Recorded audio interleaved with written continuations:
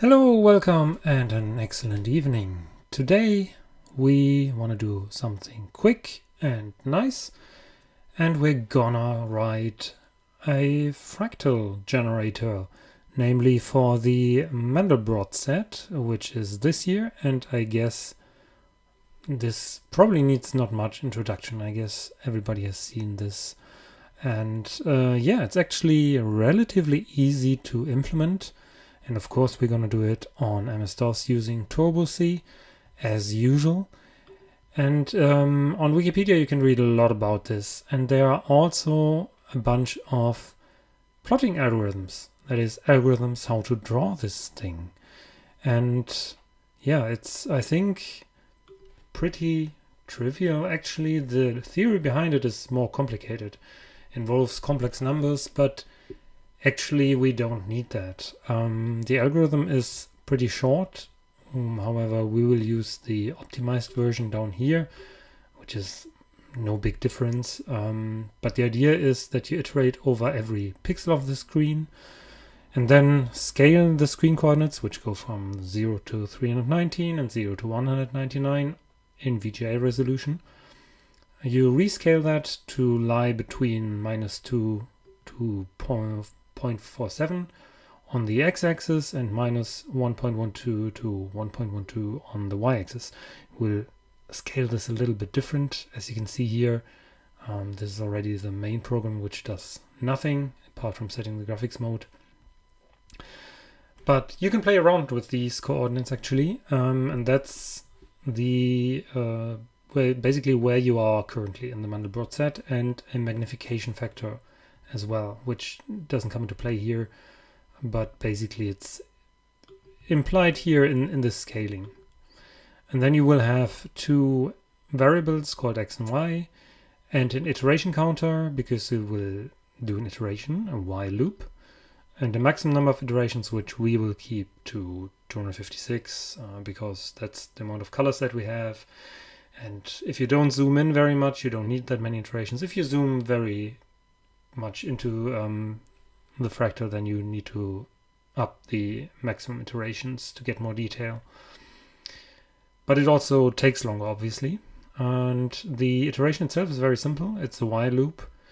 You look at x squared plus y squared, and that needs to be smaller than 4 or 2 by 2.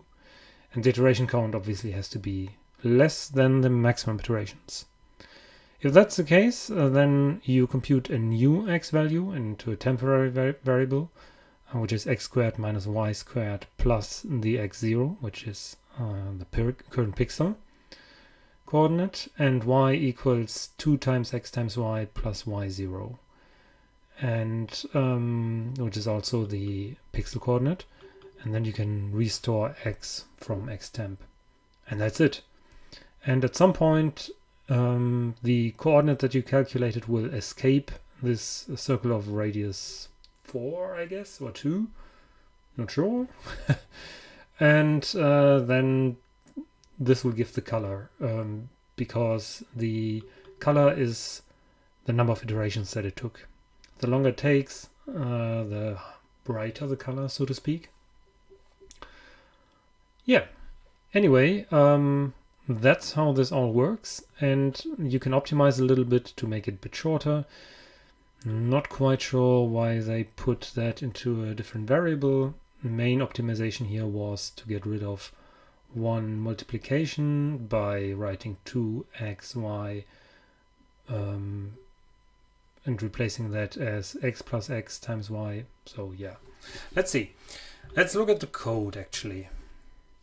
So this is the main program, our regular main program, very similar to all the other things that we did.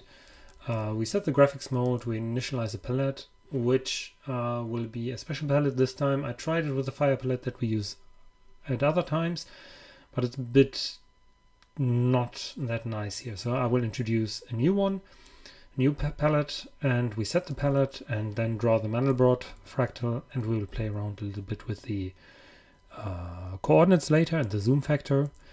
And then, while there was no key press, we will wait 3 times for a retrace to get roughly 20 frames per second, and then do a color cycling to animate the fractal. Color cycling I think we didn't have so far, but it's very nice for giving the fractals a little bit of movement, let's say. Looks quite psychedelic. And that's it. So we need to fill in the init palette, the color cycle, and the draw Mandelbrot. We'll start with the draw Mandelbrot because that's the actual interesting part, let's say, or most interesting part. And be forewarned, when we introduce the color cycling, if you're sensitive to flashing lights, etc., you should stop after we drew the Mandelbrot, or turn off the screen and continue listening, because there will be flashing images later on in this video. So that warning out of the way. We will need wrong home keys here. We will need a couple of pixel coordinates, which I call px and py. These are the actual pixel coordinates that we iterate over. Then we need a bunch of floating point variables, double precision, because you really need a lot of precision here. X0, Y0 will be our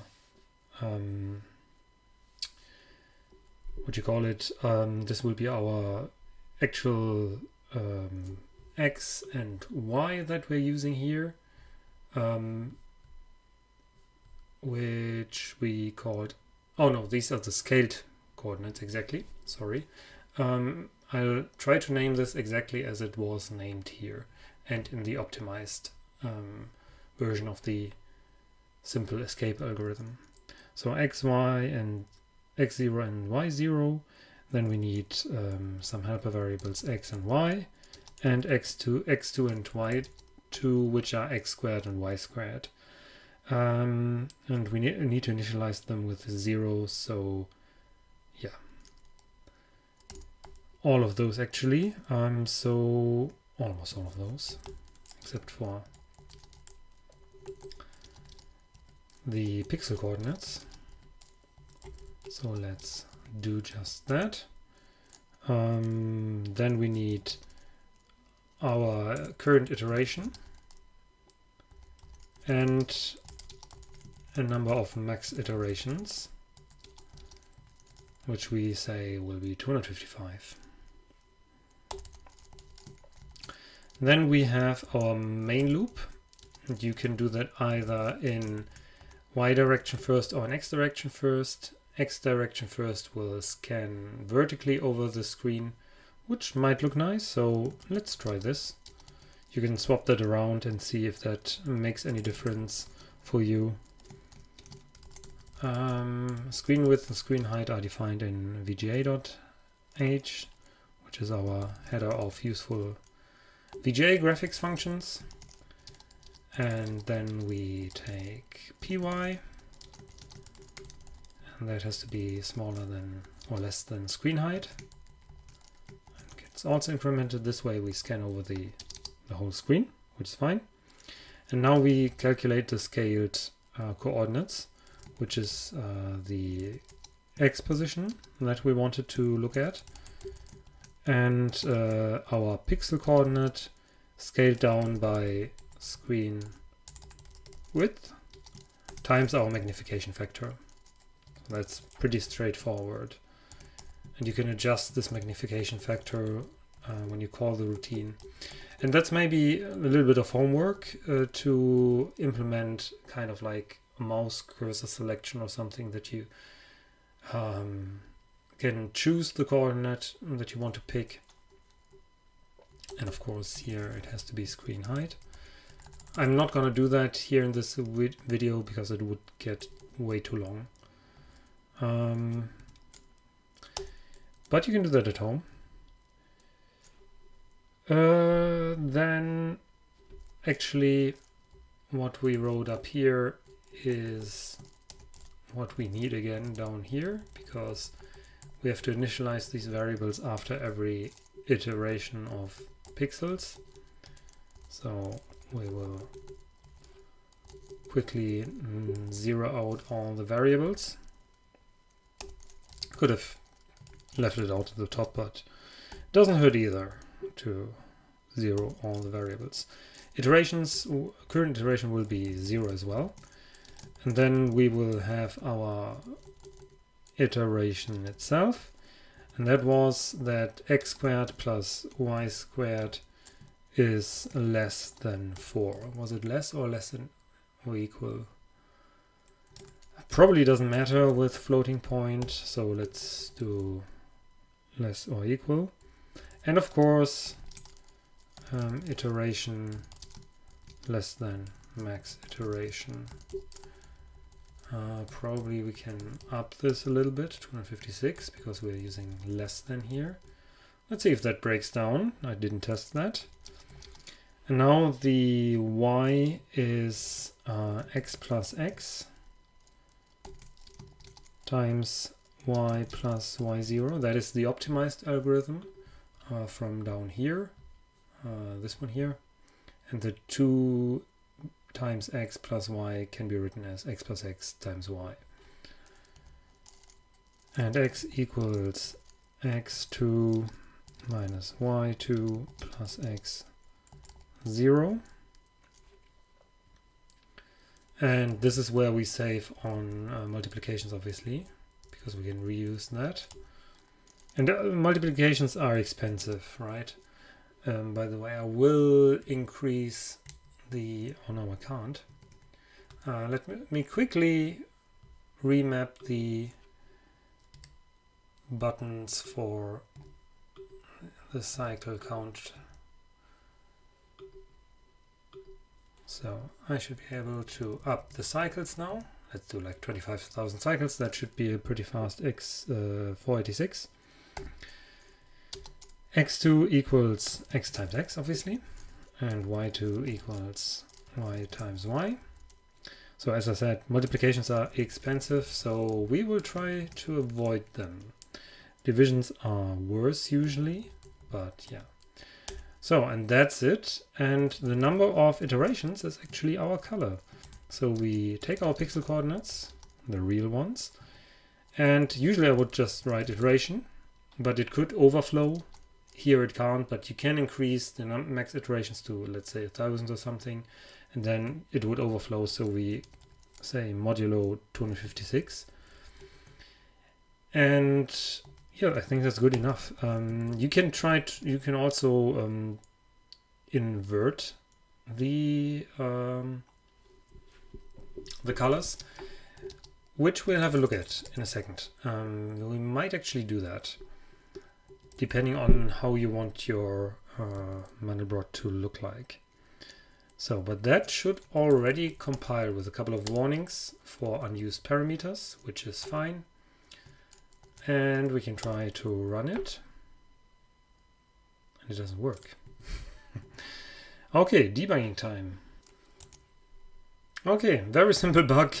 I set a black palette, which is bad. But here you can see it already works. Looks quite decent. The colors are a bit weird because we are mostly using the EGA colors. So that could be nicer.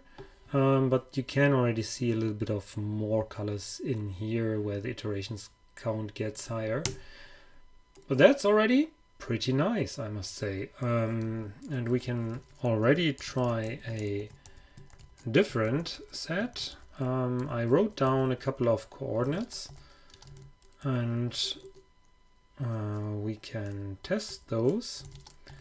I will enter them now.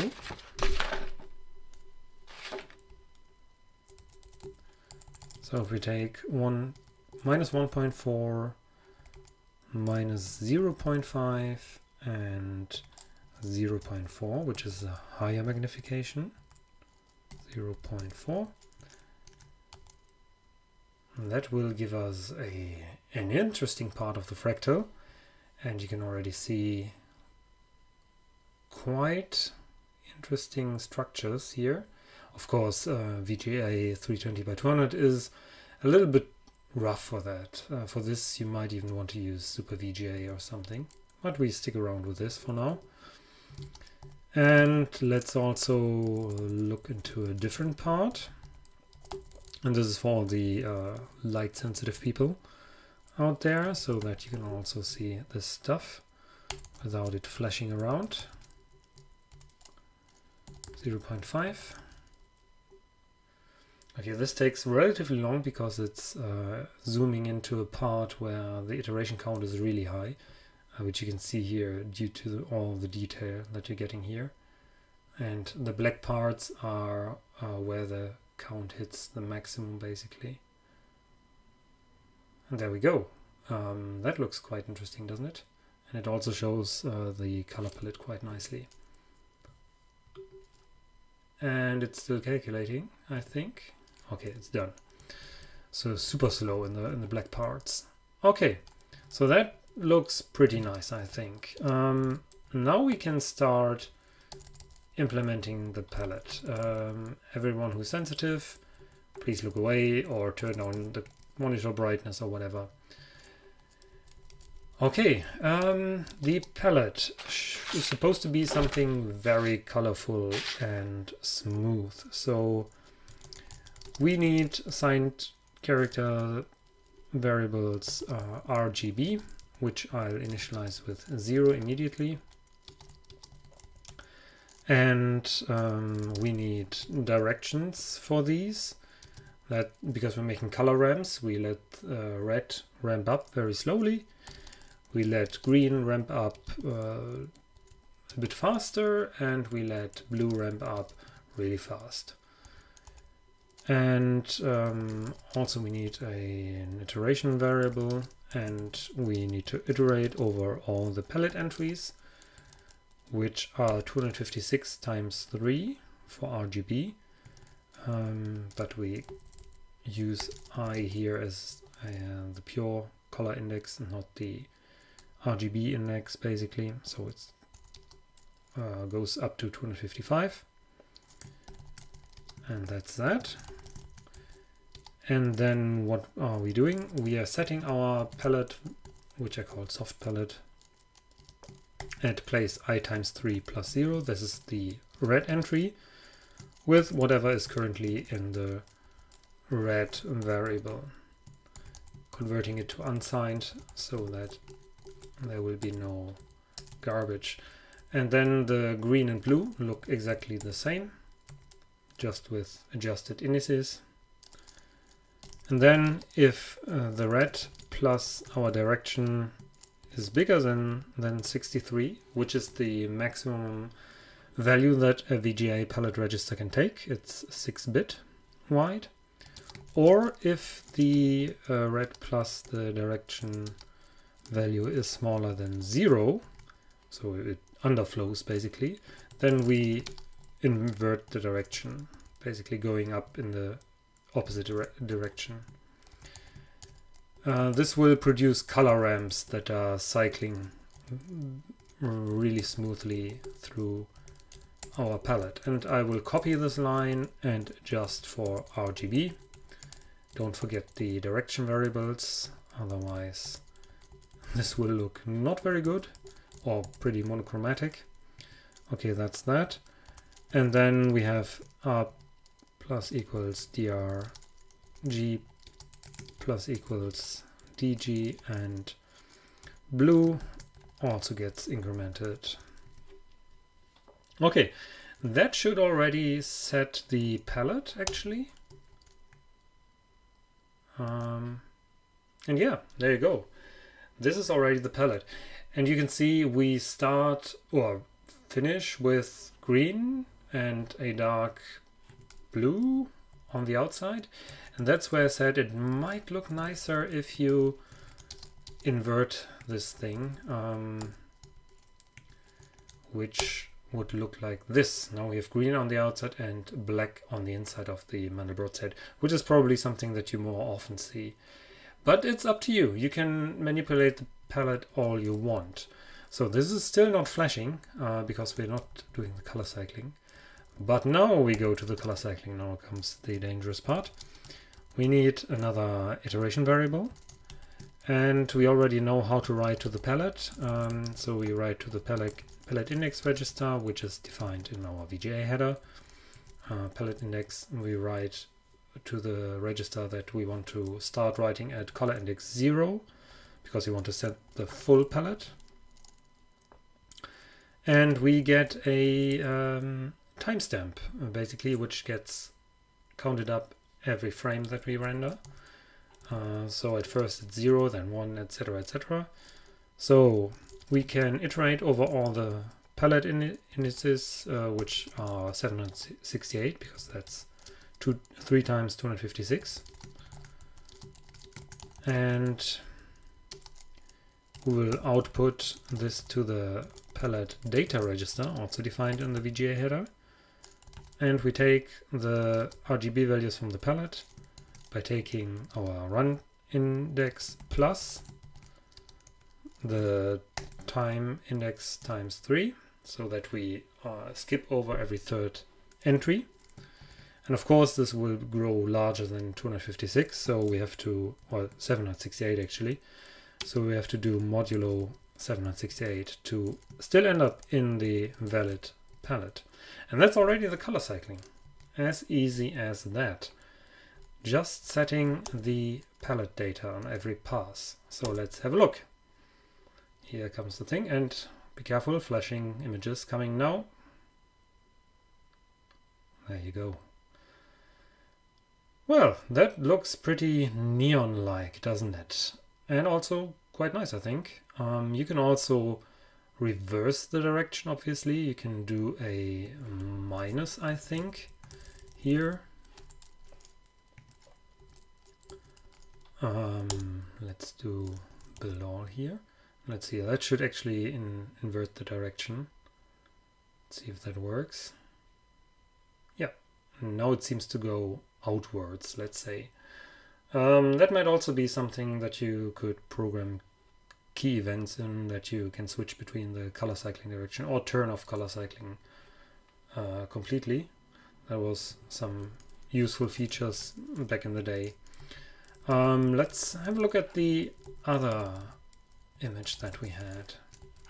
Oh, and probably not draw this one here. Ah, yes, there we go. I think this also looks very nice. This looks like deep blue sea or something.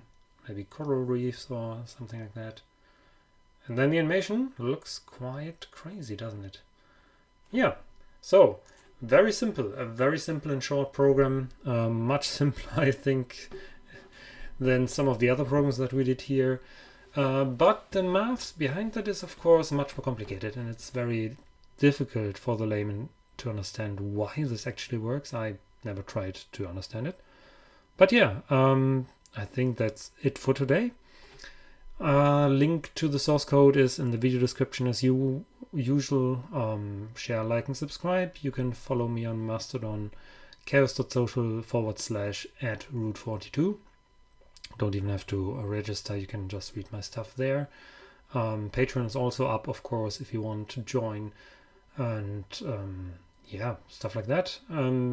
See you in the next video. Leave a comment. What was your favorite fractal? Can you make your own fractals by adjusting the formulas? Maybe do a Julia set or something. Yeah, I'm looking forward to your results. And see you on the next one.